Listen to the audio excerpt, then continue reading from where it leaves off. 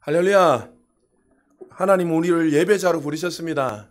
정말 이 예배를 드릴 수 있는 거, 정말 말씀을 통해서 내가 이 예배자로 부르심 받았다는 이 사실을 깨닫게 되면 그 인생 속에 혁명이 일어납니다. 왜냐하면 오늘 말씀을 잘 들으면 아시겠지만 예배는 세상 사람들이 드릴 수 있는 게 아니라 거듭난 하나님 자녀만이 드릴 수 있는 특권이기 때문에 그렇습니다.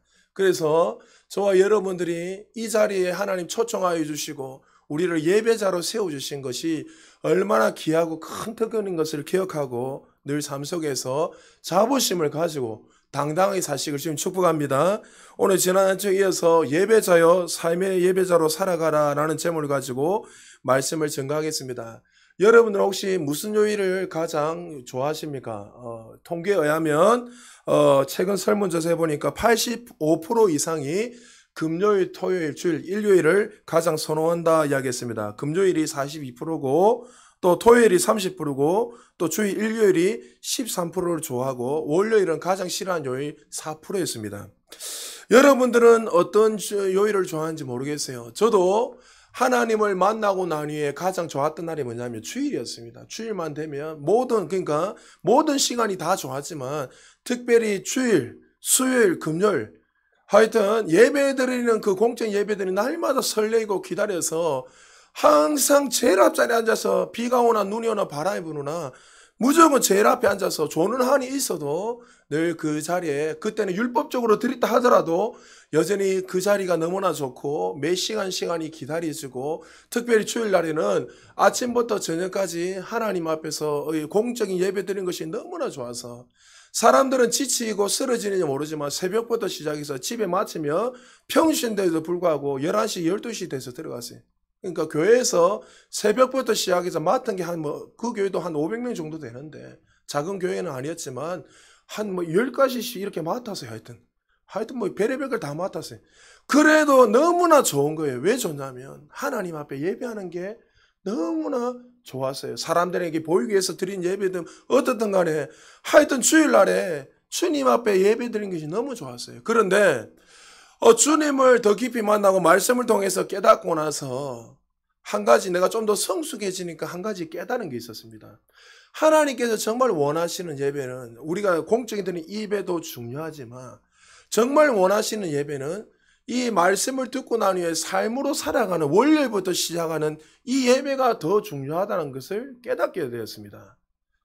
그래서 여러분이 세상 달력과 우리 교회 달력은 다르잖아요. 세상 달력은 출발이 월요일부터 시작되어 있어요. 그런데 교회 달력은 어떻게 되어 있죠? 주일이 하루의 출발, 한 주에 출발되어 있습니다. 왜 그렇습니까? 여러분이 먼저 하나님을 예배하고 난 후에 그 은혜를 받고 한 주의 삶을 세상에서 그렇게 예배자로 살아가라는 걸, 너희 모든 중심이 그렇게 예배 중심으로 살아라는 것을 달력에도 기록하고 보여주고 있습니다. 우리는 주님을 만나고 난 후에 오늘도 이 공예배를 드리고 난 후에 가장 중요한 것은 뭐냐면 세상 속에 들어가서 빛으로 소금으로서 적법에 부패한 이 세상을 소금으로 회복시키고 어두운 이 세상을 빛으로 밝히는 그런 하나님의 자녀로 살아갈 때에 정말 하나님이 기뻐하시는 삶, 정말 예배자의 삶이 시작될 수 있다는 거죠. 최근에 목회자 400명에게 이런 설문조사를 했습니다. 이 시대에 신앙인의 가장 큰 문제가 무엇인가 하니까 1위가 신앙과 삶의 불이치다. 교회에서는 너무나 거룩한 척, 모든 걸 다 할 수 있는 사람처럼 정말 성결하고 깨끗하고 뭔가 하여튼 정말 경건한 삶을 살아가는데 예배당 문을 나가는 그 순간부터 정말 교회와 상관없이 세상 사람과 별반 다름없이 똑같이 살아가는 거예요. 여러분, 저는 한 번씩 우리 아들하고 이런 이야기하면서 저 사람 크리스찬, 연예인들 크리스찬 자기들이 이야기해요. 근데 보면은 그들의 모습을 보면은 가관이에요. 술 마시는 것을 자신 있게 자랑을 하고 그리고 음란 행위라는 걸 자랑하고 자기가 무슨 돈이 많은 걸 자랑하면서 마치 하나님을 자랑한 것이 아니라 그런 자신의 어떤 자기중심적인 모든 것을 자랑하면서 살아가는 그 모습을 보면서 저 사람이 정말 그리스도인이 맞는가? 정말 크리스찬이 맞는가? 그러면서 그들의 삶은 제가 알 수 없지만 그래도 그 하나를 보면 열을 알 수 있는 것처럼 그들의 모습을 보면서 정말 그 하나님을 인격적으로 만난 사람은 저렇게 살아갈 수가 없는데 어떻게 저렇게 이야기할까? 그래서 많은 사람들이 신앙과 삶의 불이치로 인하여서 교회 위기가 오게 되었고 세상 사람들이 교회를 향해서 질타를 하고 있다는 거죠. 우리가 올해 우리 표가 예수님의 사역을 행하는 교회인데 먼저 우리가 이런 예수님의 사역을 경험하고 살아가기 위해서는 먼저 우리가 말씀을 통해서 은혜를 받고 예배자로 살아가야 되는 거예요. 할렐루야. 예배자로 살아갈 때 우리를 통해서 어떻게 해요? 하나님의 영광을 받으시고 올 한해 우리에게 주신 이 표들이 고치고 가르치고 복음을 전한 놀라운 역사들이 우리의 삶에 더 많이 충만히 일어나는 사실을 믿으시기 바랍니다. 우리가 예수님을 인격적으로 만나게 되면 그때부터 이제 우리를 예배자, 온전한 예배자가 되는 거예요. 그래서 우리를 뭐라 합니까? 거룩한 성도. 거룩한 성도가 뭡니까? 내 힘으로 내 열심으로 거룩한 성도가 된 것이 아니라 누구요? 예수 그리스도의 보혈의 피로 말미암아 우리가 죽었던 죄인들이 영원히 사망의 법 아래 있던 이 죄인들이 의로운 자녀가 된 거예요. 할렐루야. 그래서 고린도후서 5장 17절에 너희는 이제 새로운 피조물이 되었습니다. 할렐루야. 원문에 보면 뭐라 되어 있다고요? 완전히 새로운 종족이 된 거예요. 완전히 모든 것이 새로워진 거예요. 그래서 우리의 영이 어떻게 해요? 죽었던 영이 시커맸던 이 제 본성이 하나님의 생명, 하나님의 본성으로 바뀌게 된 거예요. 할렐루야. 그래서 여러분 거룩이라는 이 원문에 보면 거룩은 카도시라 되는데 카도시의 뜻은 뭐냐면 따라합시다. 분리되다. 죄에서 분리되다. 세상과 분리된 자를 거룩이라고 이야기해요. 그래서 어떤 자들이 온전한 예배자로 살아갈 수 있습니까? 지난주 얘기했죠. 출발이 뭡니까? 하나님의 은혜를 말미암아 거듭난 백성들, 하나님의 자녀들이 어떻게 해요? 예배 드릴 수 있는 거예요. 할렐루야. 그래서 여러분들이 애쓰고 노력한다고 하나님 기뻐하시고 덜 기뻐하는 게 아니라 거듭난 그 자체만으로 하나님 기뻐하시는 거예요. 할렐루야. 그러니까 신령과 진리로 예배하면 자꾸 내 열심, 내 노력으로 우리가 어떤 지세를 통해서 우리가 마음을 준비하고 자세를 준비하는 거 중요해요. 그러나 그것으로 하나님 덜 기뻐하고 더 기뻐하는 것이 아니라 거듭난 그 자체만으로 하나님 우리를 만나시고 기뻐하신다는 거예요. 할렐루야. 그러면 이 자리에 여러분들이 어떠한 모양으로 어떠한 한 주 동안 어떻게 살아서 왔다 하더라도 거룩한 백성이 되어서 하나님을 예배하는 그 자체로 하나님 기뻐하시고 여러분에게 한없는 은혜와 축복을 부으기를 원하시는 좋으신 아버지를 믿으시기 바랍니다. 자, 그렇다면 이제 죄와 분리된 자들, 우리는 하나님의 생명을 받은 거룩한 백성이 되었으니 이제는 어떻게 해요? 하나님의 자녀로서 예배자로 살아야 됩니다. 자, 사도 바울이 오늘 하나님을 만난 자들, 거룩한 백성이 된 자들에 대한 이 기대감이 하나님이 있다는 거죠. 그냥 마음대로 살아가는 것이 아니라 거듭난 백성들은 어떻게 살아야 되는가 하면서 오늘 본문에서 세 가지로 2절 말씀 중심으로 말씀하고 있습니다. 2절에 보니까 먼저 이렇게 말합니다. 너희는 이 세대를 본받지 말라. 거듭난 거룩한 백성들이 가장 먼저 시작해야 하는 것은 따라합시다. 이 세대를 본받지 말아야 된다. 바울은 거듭난 하나님의 자녀들에게 이렇게 살아야지 돼. 너희들이 먼저 이렇게 살아라. 이렇게 얼마나 말하고 싶겠습니까? 자기가 하나님을 만나고는. 그런데 오히려 어떻게 해요? 이렇게 살아라가 아니라 너는 먼저 시작할 때 이렇게 살아서는 안 된다 하면서 사도 바울이 먼저 그렇게 시작을 하고 말씀하고 있습니다. 이렇게 살지 말아야 되는 게 뭡니까? 시작이 바로 이 세상의 방식, 흐름, 상식, 그렇게 본받지 말라는 거예요. 바울이 마음이 이해가 됩니다. 바울이 살았던 시대가 어떤 시대였지요? 하나님을 배교하고 정말 자신을 위해서 어떻든 간에 어떻게 자기 중심적으로 살기 위해서 배교하면서 그리고 그때는 순교자들이 어마어마하게 많이 일어났기 때문에 정말 예수 안에서 교회 안에서도 분쟁이 일어나고 수많은 어려움들이 많이 있었어요. 근데 이 시대를 보니까 바울이 살았던 시대도 너무나 제가 간영하여서 아꼈단 말이에요. 그래서 여러분 로마 시대 때 여러분 책을 읽어보면 로마 이야기나 이런 책들을 보면 어떻습니까? 그것도 그냥 빨가벗고 다니거든요. 그러니까 성이나 음란한 것들이 너무나 자연스러웠어요. 그걸 죄라고 여기지 못했어요. 사람을 죽이고 살리는 거 이걸 죄라고 여기지 못하고 그냥 자기 싫으면 그냥 찔러 죽여버리고 특권이 있다는 이유만으로. 그러니까 그것을 죄로 여기지 못하고 하나님 유일하신 하나님이 아니라 정말 하나님 외에 다른 것들을 섬기면서도 불구하고 그것이 교회 밖에만 있는 것이 아니에요. 교회 밖은 당연한 것이고 그리스도 안에서도 배교가 얼마나 많이 일어난 그 모습을 보면서 거듭난 하나님의 백성들은 제일 먼저 해야 될 게 뭐냐면 너희는 이 세상의 방식대로 살아서는 안 된다는 거예요. 이 시대가, 이 세대가 너무나 악하고 하나님을 대적하는 시대였기 때문에 거듭난 백성들은 이 세대를 살지 말아라. 본받지 마라. 왜요? 우리가 너무나 연약한 존재라는 것을 바울도 알았다는 거죠. J.B. 필리스 목사님이 자기 평생에 신약 성경을 이렇게 번역하셨는데 오늘 본문을 이렇게 그분이 또 현대어로 좀 번역을 하고 있습니다. 제가 읽어드릴게요. 너를 둘러싼 세상이 그들이 만든 주형에 너를 밀어넣지 못하게 하라. 오히려 하나님이 너희 마음을 안으로부터 개조하도록 하라. 제약된 세상이 만든 주형에 너희를 맡기지 말라는 거예요. 여러분, 우리는 너무나 세상과 버릇하며 살아가요. 세상 사람들이 다 하니까 우리가 하지 않으면 도태된다 생각합니다. 자녀들이 도태되고 망한다 생각합니다. 은희도 오늘 간증했지만 은희의 삶을 제가 알잖아요. 얼마나 가난하게 살고 늘 그렇게 사니까 늘 부정적인 생각을 가지고 근데 생각이 바뀌고 내가 하나님 자녀 이게 아니다니까 그냥 요즘 어때 이러니까 목사님 물질을 계속 부어줘요. 그 취업도 그냥 뭐 몇 개월 전에 벌써 됐잖아요. 졸업도 안 했는데 할렐루야. 살이 저보다 더 많이 봤더만요. 살이 더 올라간 거 아닙니다. 오해하지 마세요. 그러니까 여러분 보세요. 하나님의 자녀들은 말씀대로 이 세대를 본받는 것이 아니라 이 세상을 다스려야 돼요. 할렐루야.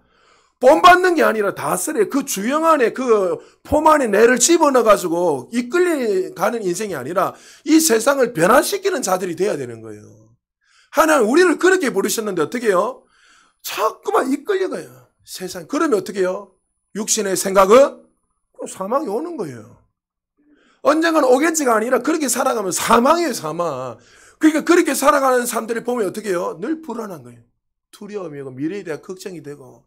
왜요? 내가 주인이 되고 세상의 방식으로 살아가니까 하나님이 그 인생을 책임져 주신다는 그 사실이 안 믿어지니까 자신이 지금 아둥바둥해서 최선을 다해 나름대로 뛰어서 노력을 한단 말이죠.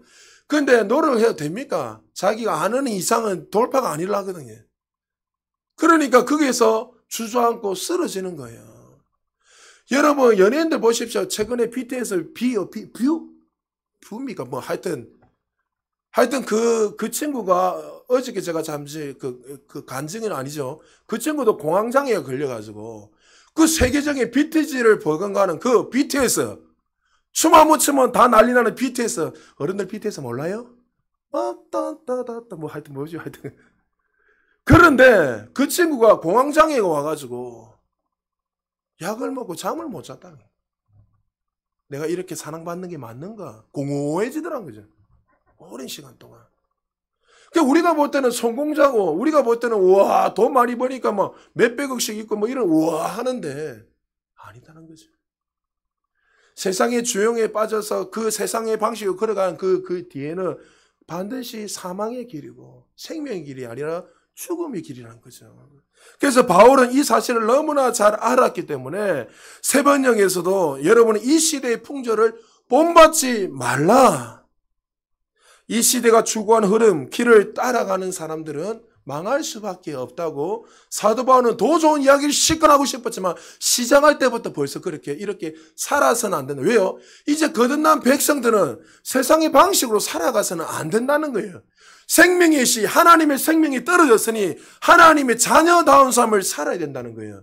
이스라엘 백성들은 거듭나는데 하나님의 백성 불러주면 여전히 어떻게 살았습니까?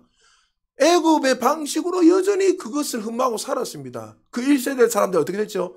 더 가나안 땅에 못 들어갔어요. 그게 자신의 고백이었고 자신의 삶이었어요. 자기가 그렇게 믿었기 때문에 그렇게 가는 거예요. 최근에 여러분 오징어 게임이라는 이 영화가 전 세계 센세이션을 일으켰잖아요. 여러분 보셨어요? 저도 빨리 돌려가지고 영화를 저는 빨리 돌려서 보는 스타일을 봤는데 정말 우리 한국 문화를 이렇게 전 세계에 알리는 그런 정말 대단한 그런 영화였는데 근데 이 영화를 보면요. 보는 사이에 나도 모르게 세상의 방식에 스멜되게 되어 있습니다. 456억을 서로 쟁취하기 위해서 몇 명입니까? 300명입니까? 몇 명인지 하여튼 뭐 갑자기 기억이 안 나는데 그 사람들이 모여서 456억의 이 돈을 취하기 위해서 어떻게 해요? 이 사람을 죽여요. 그 돈을 취할 수 있는 거예요. 최종적으로 수많은 사람들이 경쟁을 해서 저 사람을 죽이고 이 생명을 빼앗겨야지만이 450년 혼자 1등이 돼야지만이 얻을 수 있다.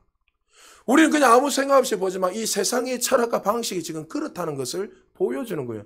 그리고 오징어 게임 보면서 기독교를 얼마나 비하하고 있습니까? 그걸 보면서 우리는 그냥 이럴 수 있지만 세상 사람들이 지금 기독교인들을 그리스도인들을 이렇게 바라보고 있다는 거예요. 어떤 한 사람은 그 참가했던 한 사람은 어떻게 해요? 자기가 살기 위해서 그 사람을 버리고 자기 중심적으로 그렇게 살아가고 또 한 사람은 온 사람들은 어릴 때 목사한테 강간을 당해가지고 교회에 대해서 목사를 향한 비난하고 비방. 그러니까 그걸 자연스럽게 보면서 세상 사람들은 어떻게 생각해요? 교회는 이런 곳이다. 크리스찬은 이런 곳이다 하면서 많은 사람들이 자연스럽게 그 문화를 보면서 스며들고 나도 모르게 그 문화들을 보면서 그러니까 여러분 성숙한 사람이 아니면 그냥 일반 사람들은 그냥 영화나 이렇게 보면은 아이들이 문제가 일어나는 뭐냐면 기준이 없기 때문에 문제가 일어나는 거예요. 그러니까 어른들은 분들은 그냥 보면서 그런가 보다 그죠. 저도 여러분 영화 보면서 그냥은 안 봐요. 저도 영화 매니아면 너무 좋아합니다. 그런데 보면서 시대의 흐름을 그냥 봐요. 어쨌든 하나님 이렇게 하면 하나님 저한테 어떤 말씀해 주시죠. 그러니까 단순히 그냥 보는 게 아니라 보면 이 시대의 문화가 지금 교회를 향해서 어떻게 말씀하고 있는지 오징어 게임만 봐도 잘 알 수 있고 이 오징어 게임만 봐도 전 세계 사람들이 지금 어떤 중심으로 어떤 철학을 가지고 세상에 어떤 중심으로 달려가는 거예요. 세상 사람들 돈만 많으면 최고라잖아요. 살인을 하더라도 저 사람이 돈만 많으면 최고라고요. 지금 세상 문화가 그렇다는 거죠. 지금 사도 바울이 그것을 향해서 우리에게 외치고 있는 거예요. 너희는 이 세상을 본받지 말라. 왜? 이 세상은 어떻게 하나님과 대적하기 때문에. A.W. 토저 목사님이 예배에 대해서 책을 많이 썼다고 했죠. 세상과 충돌하는 제가 한 두 번 정도 여러 말했는데 이 책에 보면 부제목이 세상과 동행할 것인가 성령님과 동행할 것인가 세상을 따라 살 것인가 성령님과 동행할 것이라는 이 부제목을 내면서 목사님이 교회를 향해서 저와 여러분을 향해서 이렇게 외치고 있습니다. 하나님은 세상과 적당히 타협하는 편한 길을 철저히 반대하신다. 세상과 불화하라. 겁먹지 말고 당당히 맞서라. 우리는 세상과 어느 정도 짝지어 발맞춰 살아야지 평안이 온다고 생각합니다. 그러나 목사님은 세상과 불화하고 겁먹지 말고 세상을 향해 담대히 나아가라고 말씀하고 있습니다. 계속 이어서 이렇게 말합니다. 그리스도인들이여 무릎 꿇고 세상을 흉내내지 말라. 과거의 세상에 교회를 따랐던 적이 있었다. 교회가 주도권을 쥐고 앞장서 나갔으며 세상은 교회를 뒤따랐다. 하지만 지금은 전혀 반대이다. 지금은 교회가 무릎을 꿇고 세상을 흉내내고 있다. 우리가 이 땅에 살아가면서 세상의 풍조를 따르지 않는 거 쉽지 않습니다. 왜요? 우리가 세상의 한복판에 우리도 살아가는 존재이기 때문에. 그러나 거듭난 하나님의 백성들은 기준이 있다는 거예요. 기준이 뭐죠? 세상의 기준이 아니라 하나님의 말씀이라는 거예요. 할렐루야. 세상의 방식이 아니라 하나님이 열어낸 그 길로 우리가 걸어갈 때 평강이 있다는 것을 우리에게 말씀하고 있는 거예요. 지금 이 시대에는 동성애를 잘못됐다고 이야기하며 사람들은 어떻게 해요? 사랑이 없다 이야기합니다. 죄라고 이야기하면 사랑이 없다고 우리를 이상한 눈초리로 쳐다보고 있습니다. 최근에 2017년도에 미국의 미국 장로교단 거기에서 동성애를 인정하게 되었습니다. 여러분 미국 장로교단이 어떤 교단이죠? 우리나라의 1800년도 후반에 1900년도죠. 누구를 선교사로 보냈죠? 언더우드 선교사님을 파송한 교단입니다. 정통 보수예요. 오직 성경, 오직 믿음. 그렇게 있던 교단이었어요. 그런데 2017년도 12월 날 그들이 총회를 하고 결의해서 이제 우리는 동성애를 합법적으로 죄라 여기지 않고 받아들인다. 우리는 사랑으로서 그것을 다 받아야 하고 포용해야 된다. 여러분, 이게 맞습니까? 그래서 이 일로 인하여서 그게 한인교회에 속해 있던 한인교회 필그림 교회라고 있어요. 제가 알기로 한 3,000명 정도 되는 걸로 알고 있는데 세례교회는 한 1200명 넘으니까 한 2000명에서 3000명 될 것 같아요. 제가 볼 때. 근데 한인교회에서 작은 교회가 아니에요. 필립 교회가. 필립 그릭 교회. 근데 필립 그릭 교회가 우리는 그럴 수 없다. 동성애는 죄다. 하나님이 싫어하는 죄다. 그리고 나서 교단을 탈퇴하기로 했습니다. 이걸로 인하여서 난리가 났습니다. 2년 동안 많이 싸우고 교단에서는 안 된다고 싸우고. 근데 더 놀라운 사실은 이 교회 성도님들 대단한 게 뭐냐면 99%가 투표했는데 99%가 어떻게 이거는 죄라고 통과시킨 거예요. 그리고 우리는 절대로 받아들일 수 없다. 오직 말씀이다. 그리고 나서 최종적으로 어떻게 되냐면 교단이 탈퇴하게 됐어요. 교단을 피그리 교회가. 그런데 놀라운 사실은 뭐냐면 교단을 탈퇴하려면 교회가 이 어디에 있냐 자기들이 헌금을 해서 교회를 세웠지만 이 교회가 교단에 속해 있기 때문에 교회를 놔두고 내려놓고 해야 되는 거예요. 근데 그 당시에 그 교회 건물의 가격이 1200만 불입니다. 지금으로 환산하면 140억이 넘어요. 여러분 적은 액수가 아닙니다. 근데 그들은 타협할 수 없는 거예요. 더 놀라운 사실은 그 모든 것을 내려놓고 나와버렸습니다. 여러분, 그 교회가 망했을까요? 지금도 열방과 세계에 복음을 더 전하는 정말 중심이 되는 교회로 지금도 여전히 쓰임받고 있습니다. 할렐루야! 여러분, 하나님이 기뻐하시는 사람들은 어떤 사람일까요? 이 세상의 풍조를 따르는 자가 아니라 하나님의 말씀을 최고의 위치에 두고 그 말씀에 순종하며 살아가는 자들을 통해서 세상을 변화시킨다는 사실을 믿으시기 바랍니다. 하나님 앞에 우리가 서 있을 때 진정한 자유가 있고 하나님이 기뻐하시는 일에 진정한 평안이 있다는 사실을 믿으시기 바랍니다. 전부를 포기해도 진리를 위해서라면 희생이 아니라 우리에게는 특권이라는 사실을 기억해야 돼요. 잘 기억하십시오. 편안한 삶이 평안이 아니라 따라합시다. 하나님이 기뻐하시는 일에 평안이 있다. 할렐루야. 하나님이 기뻐하시는 일에 평안이 있는 것이지 내가 편안한 삶에서 평강이 온다는 거 아니에요. 자꾸만 우리는 어떻게 해요? 눈에 보이는 그것들을 가지게 되면 평안이라고 생각해요. 그건 이따가 사라집니다. 인생을 산전수전, 공전전을 경험했던 어른들한테 물어보세요. 돈이 없어도 그때 죽을 것 같습니까? 어떻게든 지나갑니다. 어떻게든 간에. 근데 신앙은요, 영원한 거예요. 하나님은 영원하시기 때문에 그 이전에 끝나는 거예요. 그래서 어릴 때부터 자녀들에게 제가 계속 이야기하잖아요. 두드려 팼으라도 말씀 중심, 하나님 중심 어떻게든 가지 않고. 제가 우리 아이들한테 늘 이야기하죠. 우리 아이가 둘째가 축구를 좋아하니까 스카우트도 받고 이러니까 제가 이야기하면 미안하다. 아빠가 목사라서 주일날 예배 빠지는 건 안 된다. 다음 생에는 없지만 다음 생에 어떻게 해라. 미안하다. 왜요? 축구 선수 되면 우리 저기 다은이도 있지만 주일날 많이 빠졌죠. 축구 선수 하다가 저 했기 때문에 알아요. 그러니까 제가 해주고 싶지만 주일날 빠져야 되니까 제가 안 된다 했어요. 미안하다고. 그러나 하나님 더 좋은 걸 너희 길을 열어주는 저는 믿기 때문에. 그런데 그 아이, 우리 아이 입장에서 얼마나 마음이 아프겠습니까? 좋아하는 거 하지 마라 하니까. 아버지를 원수처럼 여기지 않겠습니까? 그러나 다른 거는 저는 모르겠어요. 그 부분은 저는 결단코 양보할 수 없어요. 왜요? 하나님이 자녀들은 하나님이 기뻐하시는 삶으로 살아갈 때에 그 자들을 통해서 하나님이 영광을 받으시기 때문입니다. 세상 풍조에 물들지 말라는 말은 마치 우리가 세상을 떠나서 등을 돌리고 산을 향해서 무인도에 들어가서 그렇게 살아라는 말이 아닙니다, 여러분. 하나님이 원하시는 사람은 그런 것이 아니라 세상의 한복판에 그리스도인이 들어가서 세상의 가치관과 방식대로 살아가는 것이 아니라 하늘의 가치관을 두고 세상을 변화시키는 자로 살아나고 우리에게 말씀하고 있다는 거죠. 여러분, 요셉이 탄생된 곳이 어디입니까? 편안한 안락한 삶에서 요셉이 새롭게 탄생된 것이 아닙니다. 애굽의 감옥이었습니다. 보디발의 집에서 종으로 살아갈 때 그의 인생이 새롭게 되었습니다. 창세기 39장 9절 우리 같이 한번 읽어볼까요? 시작.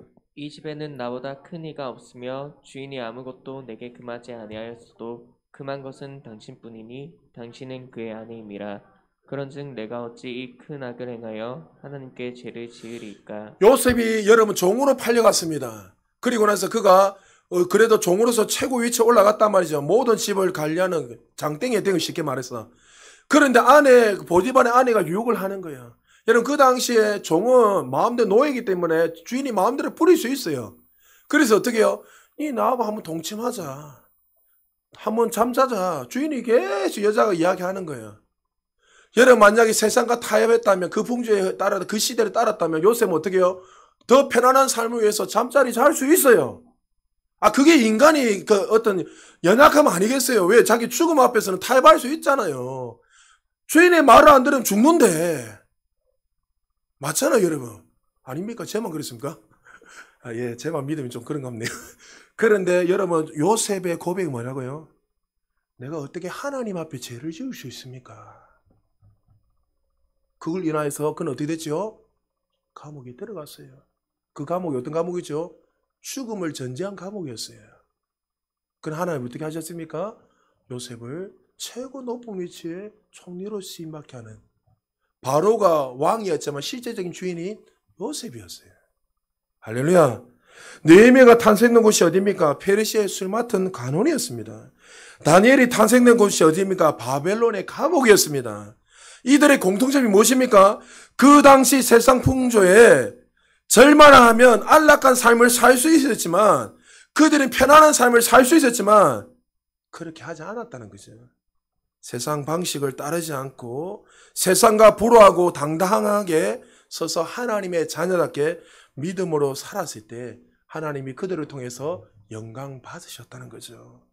오늘 이 시간에 한번 여러분 자신이 물어보시기 바랍니다. 나도 모르게 세상의 가치관에 나도 모르게 스며들어서 잠식되어서 자연스럽게 받아들이고 그렇게 고백하고 살아가고 있지 않는지. 우리 자녀들이 중학교, 고등학교 때까지는 신앙생활을 너무나 잘하다가 왜 대학교 들어가며 세상을 변화시키고 친구들을 바꿔야 되는데 오히려 그들이 변질되어서 세상 앞에서 스며들어서 잠식되며 살아가고 있습니까? 여러분, 하나님이 그런 모습을 보면서 너무나 안타까워하십니다. 목사님 아들 중에 서울에 이제 대학을 합격해서 작년이죠. 대학에 합격해서 서울에서 이렇게 기숙사 생활하는 친구 있습니다. 근데 친구들이 다 세상 친구, 소위 말해 예수를 믿지 않는 사람이에요. 그러니까 금요일만 되면 미친 듯이 이제 뭐 하는 거예요? 축제를 벌이는 거예요. 술을 마시러 가고 여자 만나러 다니고 클럽 가고. 근데 자기는 목사들이고 거룩한 하나님 백성이 사실을 아니까 아이들 가자면 못 가는 거예요. 나는 그런 곳에 갈 수 없다. 나는 하나님의 자녀인데 내가 어떻게 그렇게 가서 놀 수 있느냐, 갈 수 있느냐. 얼마나 외롭겠습니까? 그 친구 얼마나 힘들었으면 그렇게 힘들다고 이야기했겠습니까? 그래서 기도하기 시작했어요. 하나님 좋은 믿음의 좀 동력자를 붙여주세요. 하나님, 내가 이 세상에서 혼자 살아가는 게 여기서 내가 신앙을 지키는 게 너무나 힘들어요. 하나님 들어주실까요? 안 들어주셨을까요? 들어주시죠. 좋은 믿음의 사람을 만나게 하셔서 그들과 이렇게 세상에서 술 안 마셔도 늘 대화를 하면서 지금도 복음을 위해서 살아가고 있다는 그 간증을 듣는 순간 얼마나 은혜가 되는지 모른다는 거죠. 하나님의 자녀들이 세상 유혹의 한복판에 서서 살아내는 거 쉽지 않습니다.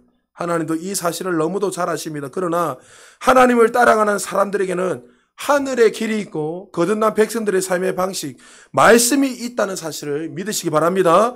하늘에 속한 자에게 세상과 타협하지 않고 그 길을 걸어가며 하나님이 예수 그리스도를 통해 열어주신 그 축복을 날마다 누리는 저와 여러분 되시기를 주의 이름으로 축복합니다.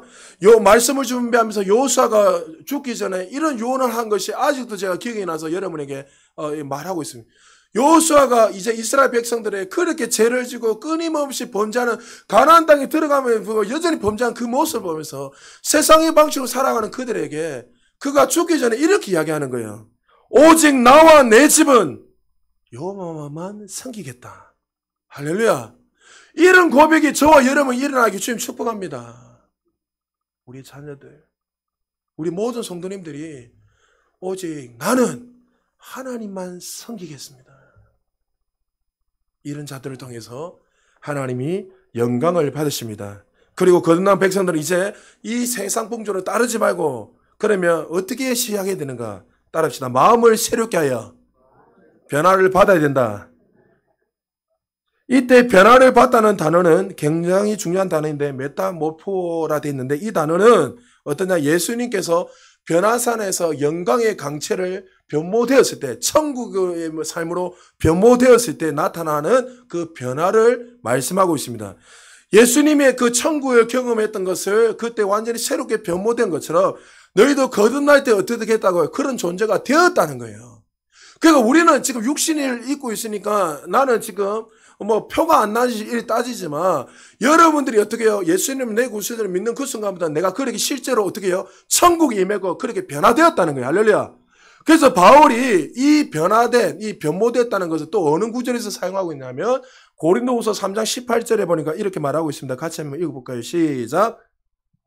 고린도후서 3장 18절이요. 시작. 우리가 다 수건을 벗은 얼굴로 거울을 보는 것 같이 주의 영광을 보매 그와 같은 형상으로 변화하여 영광에서 영광에 이르니 곧 주의 영으로 말미암음이니라. 우리가 어느 정도로 변화됐다 합니까? 죄인의 때 우리가 예수 그리스도로 말미암아 주의 영광을 보게 되는 하나님의 의로운 백성이 되었다는 것을 보여주는 거예요. 그래서 너희들이 어떻게 해요? 완전히 새롭게 되었으니 이제 어떻게 해요? 하나님의 자녀에게 날마다 마음을 새롭게 함으로 죄인으로서 살아가는 것이 아니라 거듭난 백성이 되었으니 하나님의 자녀로서 천국의 백성으로 살아가는 거예요. 그러니까 천국은 여러분 천국 죽고 나니 시작하는 게 아니라 거듭날 때 그때부터 천국이 임한 거예요. 여러분에게. 할렐루야. 근데 우리는 자꾸 죽고 나면 천국에서 뭘 어떻게 할 건가 이게 아니라 그러니까 여러분들 이 생명을 경험한 사람 조예 하나님과 그 생명이 있다는 사실을 알고 여러분 다스리고 선포하면 어떻게 해요? 나타나잖아요. 그러니까 천국은 죽고 나니 올라가는 게 아니라 하나님이 여기 있다 저기 있다 내 안에 있다 했잖아요. 할렐루야. 이미 시작된 거예요. 거듭날 때에. 그래서 우리는 변모되어서 우리가 영이 새롭게 되었으니 이제는 어떻게 해요? 끊임없이 우리는 인간인지라 혼은 어떻게 해요? 여전히 변화되지 않았기 때문에 어떻게 해요? 말씀을 통해서 내 심령을 계속 새롭게 해서 하나님 기뻐하는 삶을 살아라고 이야기하고 있는. 그래서 여러분 왜 마음이 중요하냐면 잠언 4장 23절에 보니까 이 마음이 어떻게 해요? 생명의 근원인 거예요. 할렐루야. 그래서 마음의 변화가 일어나면 생각이 바뀌게 되고 행동이 바뀌게 되면 습관이 바뀌게 되고 인생이 결정이 난다는 거예요. 그래서 여러분이 이 말씀을 통해서 이 생각을 쉽게 말해서 무엇을 집었느냐에 따라서 내 심령을 끊임없이 새롭게 해야 되는 거예요. 여러분 영은 변함이 없단 말이죠. 그러나 내 심령을 말씀으로 계속 새롭게 해야 할 때에 여러분이 어떻게 해요? 과거에 죄인처럼 살아가는 것이 아니라 하나님의 자녀의 삶을 살아갈 수 있다는 거죠. 이전에 한 성도님이 공황장애, 우리 교회도 공황장애 걸린 사람 많이 있었잖아요. 그래 낳고 참 공황장애 많아요. 공황장애 걸려가지고 오랜 시간 고통을 받아서 약을 먹어도 안 되고 밖에 나가지도 못하고 사람을 만나지도 못하고 가슴이 계속 뛰고 막 뭐가 내려앉는 거하고 두려움이 막 사로잡혀 있는 거예요. 그래서 말씀을 들으면서 신성한 건강이 있다 하고 뭐 해도 뭐 들리지가 않는데 자기는 죽을 것 같으니까 지금. 근데 이분이 앉아서 막 기도를 하다가 하나님도 물어봤습니다. 하나님 내가 이 공황장애 뭐 때문에 온 겁니까?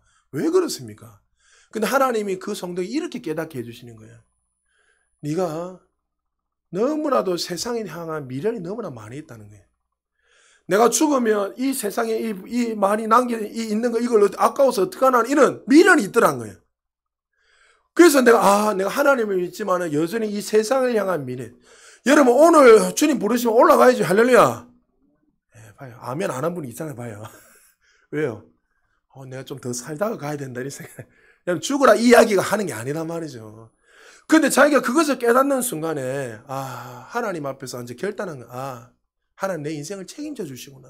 그리고 내가 이제 이 세상에 향한 미래를 두는 것이 아니라 오늘 하나님 부르려고 가시면 아멘하고 기쁨으로 올라갈 수 있고 또 하나님이 내 인생을 더 연장시켜 주신다면 또 감사함으로 주어진 사명을 위해서 내가 열심히 살다가 주님 앞에 부름을 받아야 되겠다 결단하는 순간 마음을 새롭게 하는 순간 어떻게 해요?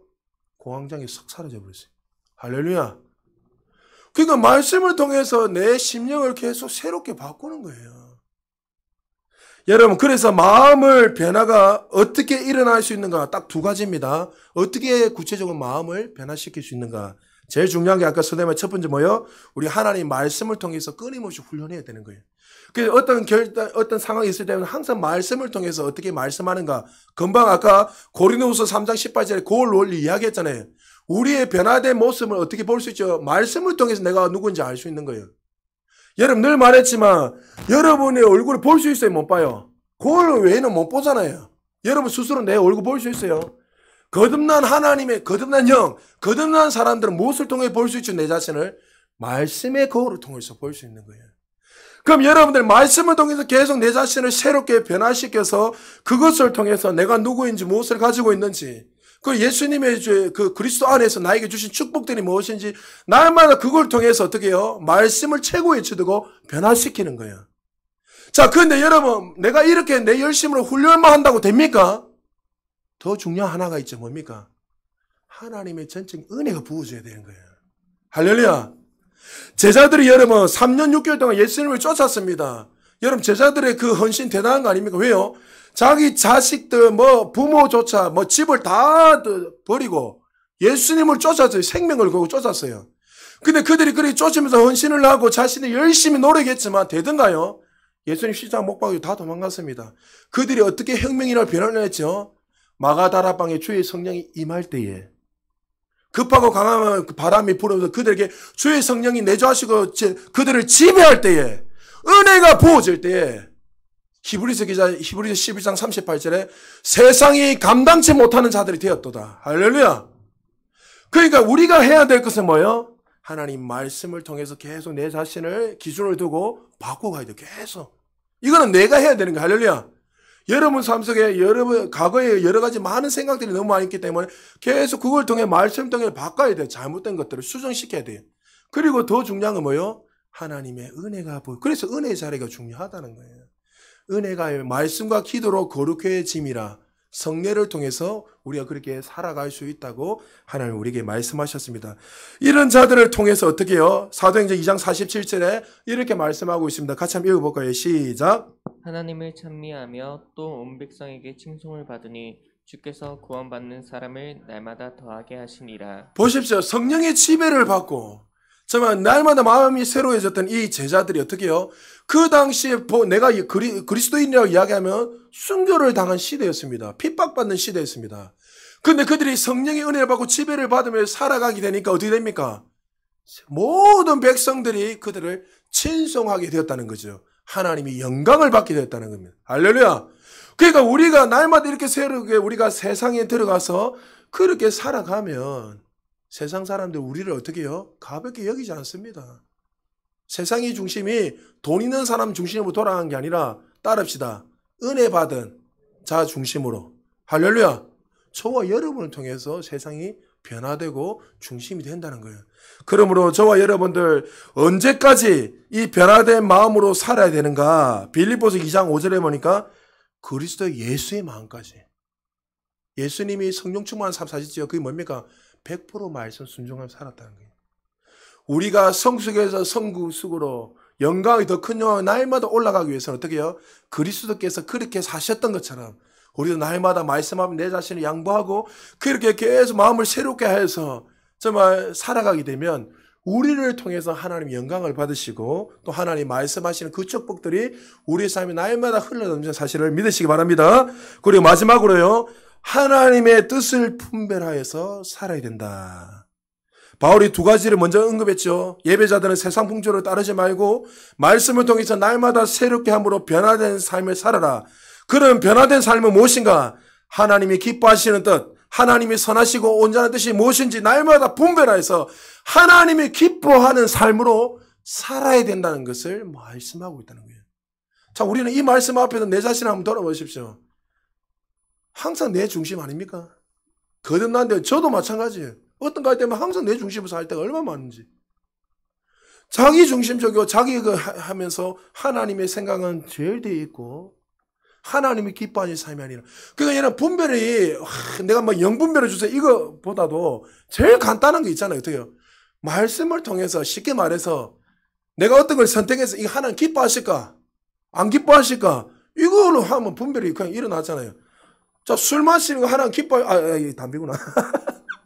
저 담배 안 피봤습니다. 오해하지 마세요. 꼭 땡겨 하나님 기뻐할까 안 기뻐할까요? 이 말씀을 통해서 분별하면 되는 거예요. 술 마시면서 하나님 술 주심을 감사합니다. 오늘도 내게 쾌락을 주시고 나에게 춤을 주시고 이런저런 기도가 감사한 놈 하세요 그냥. 내가 도덕질 하게 해주심을 감사합니다. 그러니까 여러분 복잡하게 생각할 필요가 없어요. 이 땅에 살아갈 때 내가 분별이 없는데요. 여러분, 하나님 이 기뻐하실까? 안 기뻐하실까? 하나님 예배드리면 기뻐할까요? 안 기뻐할까요? 물어볼 필요 없잖아요. 여러분 헌신하고 섬기는 거 기뻐하고 물어볼 필요가 없잖아요.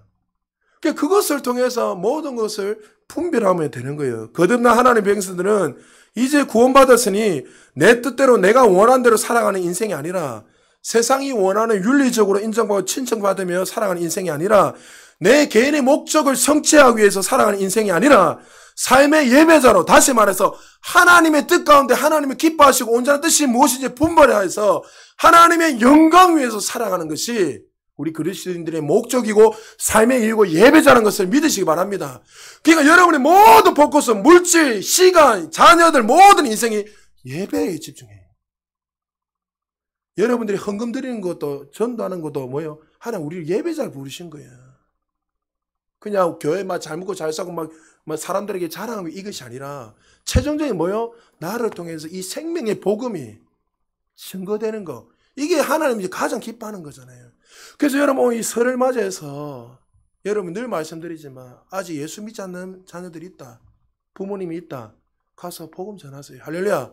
듣기 싫어할 거예요. 그래도 계속 전하세요. 전하면 놀라운 역사가 일어납니다. 할렐루야.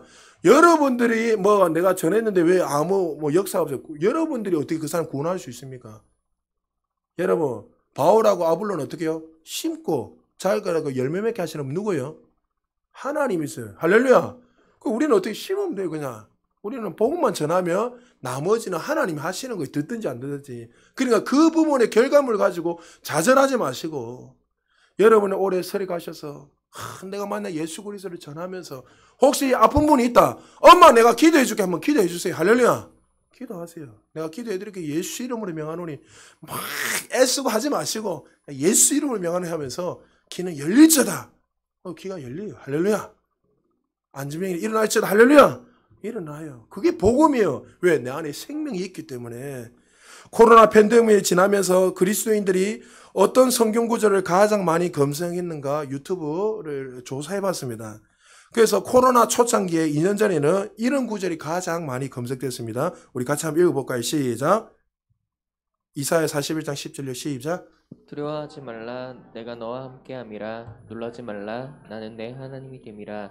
내가 너를 굳세게 하리라. 참으로 너를 도와주리라. 참으로 나의 의로운 오른손으로 너를 붙들리라. 참 이해가 되죠. 왜? 코로나 팬데믹이 전 세계적으로 우리가 살아가는 시대에 이런 일이 일어날 줄 생각도 못했는데 일어나니까 모든 사람들이 어떻게 이 말씀을 통해서 위로함을 얻고 힘을 얻고 두려워 말라. 내가 너와 함께하면 놀라지 말라. 나는 너희 하나님을 내가 오른손으로 너를 굳게 지켜주겠다. 이 오른손 하나님의 그 힘과 능력을 상징하는 거잖아요. 그러니까 이 말씀 들으면서 저와 여러분도 참 위로를 받고 힘을 얻는데 근데 최근에 작년도 2021년도에는 어떤 성경 구절이 가장 많이 검색되었는가 조사해 보니까 의외의 말씀이 이렇게 나왔습니다. 같이 한번 읽어볼까요? 시작. 너희는 먼저 그의 나라와 그의 의를 구하라. 그리하면 이 모든 것을 너희에게 더하시리라. 할렐루야. 저는 이 통계를 보면서 할렐루야 하면서 박수 쳤어요. 왜요? 작년에 코로나가 제일 힘들 때고요. 제일 많이 일어날 때잖아요. 그런데 오히려 위로의 말씀, 힘을 얻는 말씀, 이런 말씀을 많은 사람들이 건생한 줄 알았는데 그것이 아니라 하나님이 가장 기뻐하시고 원하시는 뜻이 무엇일까? 뭐라고요? 너희는 먼저 그의 나라와 그의 의를 구하라. 할렐루야. 내가 사명자로 예배자로 하나님이 이 시대에 나를 부르셨다는 그 사실을 깨닫는 순간에 그들의 삶 속에 새로운 문들이 놀랍게 열렸다는 거죠. 이 어려움이 닥칠 때 여러분 부모님들 항상 기억하십시오. 내가 믿음을 통해서 살아가는 모습을 보여줘야 자녀들이 어떤 상황이 있을 때 믿음으로 선택할 수 있습니다.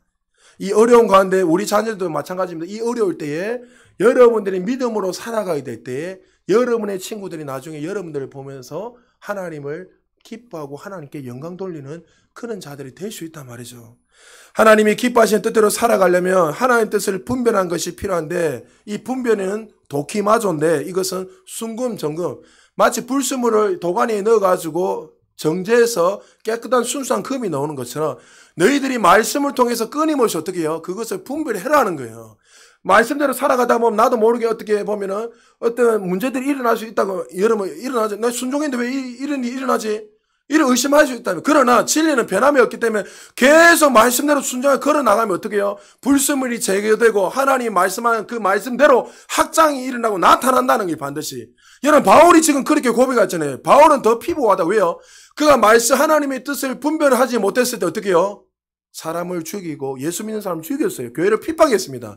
그런데 하나님의 말씀을 깨닫고 그가 하나님이 기뻐하시는 삶을 살아가게 될 때에 어떻게 됐습니까?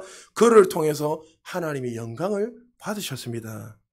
한 가지 예화만 되고 말씀 마무리하겠습니다. 예배에 대해서 설교를 준비하다가 많은 예화들이 있지만 어떤 설교나 예화를 들면 좋겠나 이렇게 하다가 에릭 리델 여러분 많이 들어보셨잖아요. 에릭 리델이 생각이 났습니다. 영화 불의 전차 했던 주인공입니다. 영국의 1924년도 프랑스 파리 올림픽에 참가하게 되었는데 100m 세계 기록 보유자였습니다. 그 당시에 스코틀랜드죠. 지금은 영국이지만 통합됐으니까. 그런데 그가 유력한 금메달 후보였습니다. 배를 타고 가고 있는데 100m가 주일날 열린다는 것을 듣게 됐습니다. 에릭 리델이. 그는 정말 그리스도인이었고 정말 철저한 청교도 신앙을 가지고 살았던 사람입니다. 주일날 나는 예배해야 되는데 내가 어떻게 100m 달릴 수 있냐. 그리고 나서 나는 100m 갈 수 없다. 여러분 말이 됩니까 이게? 그때 영국부터 시작해서 매국론이 시작하면서 욕하기 시작했습니다. 나라를 위해서 대표로 들어갔는데 너희는 나라를 그냥 주일날 한번 예배 딴 건 빼먹으면 되지. 왜 그렇게 하냐면서 모든 사람들이 그를 욕하기 시작했습니다. 그러나 그는 어떻게 해요? 나는 하나님 앞에 예배드리는 것이 더 기쁘기 때문에 나는 그렇게 할 수 없다 하고 그는 100m를 포기하게 됩니다. 수많은 질타과 비난이 있었지만 그 소식을 들었던 친구 앤드루 린지가 400m를 그에게 양보하게 됩니다. 그의 주종목은 100m인데 400m 어떻게 이길 수 있겠습니까? 그리고 나서 그가 예선전을 뛰었는데 예선전을 8등, 그러니까 8명이 결선에 진출할 수 있잖아요. 그때 8명 이름은 모르겠지만 하여튼 꼴등으로 그가 결선에 들어가게 됩니다. 그리고 나서 이제 사람들이 걱정합니다. 제가 이제 끝났지. 그리고 나서 에릭 리델이 뛰기 시작합니다. 200m를 전력으로 전심으로 뛰기 시작했습니다. 사람들이 걱정하기 시작했습니다. 아니 저는 100m 단거리 선수니까 200m를 저렇게 뛰면 분명히 끝날 건데 어떻게 할까 하는데 그런데 어떻게 해요? 400m를 1등으로 금메달을 따게 됐습니다. 그 당시 기록이 47.06초 세계 기록으로 400m를 통과하게 됐습니다. 기자가 그에게 물어봤습니다. 당신은 100m 단거리 선수인데 어떻게 400m를 세계 기록으로 이렇게 들어갈 수 있는가? 200m까지는 제가 최선을 다해서 제 힘으로 달렸고 나머지 200m는 하나님의 도우심으로 더 빨리 달릴 수가 있었습니다. 한 사람의 위대한 예배자를 통해서 하나님이 영광을 받으셨습니다. 그리고 그가 선수 생활을 그만두고 25살에 중국 선교사로 들어갑니다. 그리고 나서 그때 여러분 잘 아는 중일 전쟁이 일어나서 그가 일본의 그 포로로 잡히게 됩니다. 그러나 일본의 포로 수용소에 그 안에 있었지만 그는 어떻게 해요? 여전히 선교하고 그 많은 사람들에게 가난함의 시기를 팔아서라도 그 사람들에게 이불을 대주고 매춘부에게 또 자신의 옷을 벗어서 주기도 하고 그렇게 하면서 그 포로 수용소 안에서 복음을 전하게 됩니다. 많은 사람들이 그 에릭 리델의 모습을 통해서 예수님을 만나게 됐고 변화되는 역사가 일어났습니다. 그리고 그가 1945년도 젊은 나이 44살에 하나님의 부르심을 받았습니다. 에릭 리델이 평생 호주머니에 넣고 다녔던 그때 죽었을 때 넣고 다녔던 종이에 이런 성경 구절이 발견됐습니다. 이것만 읽고 끝내겠습니다. 사무엘상 2장 30절 나를 존중히 여기는 자를 내가 존중히 여기리라. 할렐루야. 2주간 거쳐서 예배에 대해서 예배자의 삶에 대해서 여러분의 말씀을 드렸습니다. 죄인이었던 우리를 하나님의 사랑과 긍휼하심으로 인하여 우리를 예배자로 부르셨습니다. 특권입니다. 예배자의 출발은 내가 어떤 존재가 되었는가로 시작됩니다. 이제는 우리가 새로운 피조물이 되었으니 세상의 방식으로 살아가는 것이 아니라 세상에 발맞춰 살아가는 것이 아니라 세상을 변화시키고 너희는 이 세대를 본받지 말고 이제 하나님이 기뻐하시는 말씀을 통해 내 심령을 날마다 새롭게 해서 하나님의 기뻐하시는 뜻이 무엇인지 날마다 분별해 살아갈 때 우리를 통해서 하나님이 영광을 받으실 뿐만 아니라 저와 여러분을 통해서 세상은 새롭게 변화될 것입니다. 사랑하는 여러분, 한 주를 또 살아가면서 여러분은 어떤 자로 살기를 원하십니까? 종교인으로 살기를 원하십니까? 아니면 하나님을 예수 그리스도 내 구세를 믿은 하나님의 자녀로서 예배자로 살기를 원하십니까? 하나님 이 예배자를 통해서 지금도 영광을 받으시고 또 저와 여러분을 통해서 그는 하나님의 영광을 받기를 원하십니다. 한 주 동안도 이 말씀 붙들고 예배자로 사셔서 수많은 자들에게 그리스도를 드러내고 수많은 자를 살리는 저와 여러분 되시기를 주의 이름으로